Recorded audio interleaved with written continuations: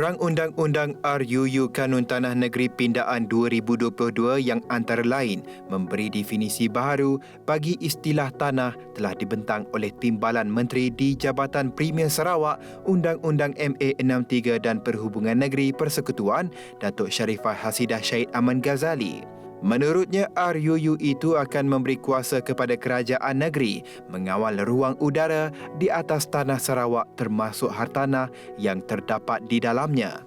Berdasarkan pindaan tersebut, Sharifah Hasidah berkata, ia secara lain untuk memastikan penggunaan tanah dan sumber semula jadi di negeri ini secara lestari sejajar komitmen mengurangkan perubahan iklim serta pemanasan global. Hospital Baharu Seri Aman dijadual mula beroperasi sepenuhnya pada Ogos depan. Perkara berkenaan dimaklumkan Timbalan Menteri Kesihatan Awam, Perumahan dan Kerajaan Tempatan 2, Michael Tiang sebagai menjawab soalan dari Ahli Dewan Undangan Negeri Adun Lingga Dayang Nur Razah Awang Zohor. Jelas beliau lagi hospital itu kini berada di fasa pemeriksaan akhir, percubaan dan pelaksanaan.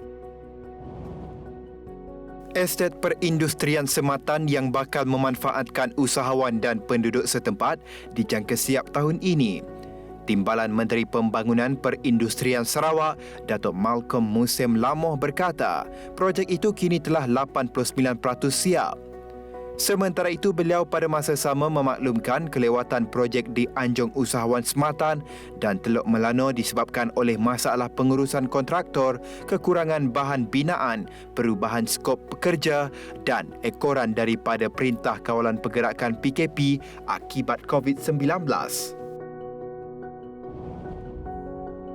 Seramai 1,479 pendatang asing tanpa izin parti telah didaftarkan di bawah program rekalibrasi tenaga kerja sebagai pekerja asing yang sah untuk digajikan oleh majikan yang layak tertakluk kepada syarat dan kriteria yang ditetapkan. Timbalan Menteri di Pejabat Premier Sarawak Buruh Imigresen dan Pemantauan Projek, Datuk Grawat Gala berkata, projek tersebut mampu membantras parti bekerja di ladang sawit. Menurutnya, Kerajaan Sarawak juga melaksanakan program yang melibatkan Jabatan Imigresen Malaysia Negeri Sarawak dan Jabatan Tenaga Kerja Sarawak.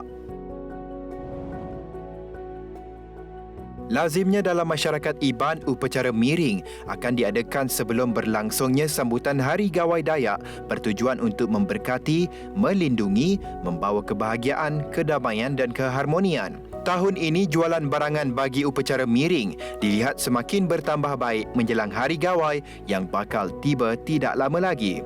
Selain Hari Gawai, upacara ini juga dapat dilakukan sebagai usaha untuk mencari kejayaan pada masa depan sama ada dalam perniagaan atau perjalanan. Tinjauan di Pasar Sentral Sibu mendapati lebih kurang 30 buah kedai menjual barangan miring. Di sekitar pasar tersebut, rata-rata peniaga berpendapat jualan masih mendapat sambutan ramai.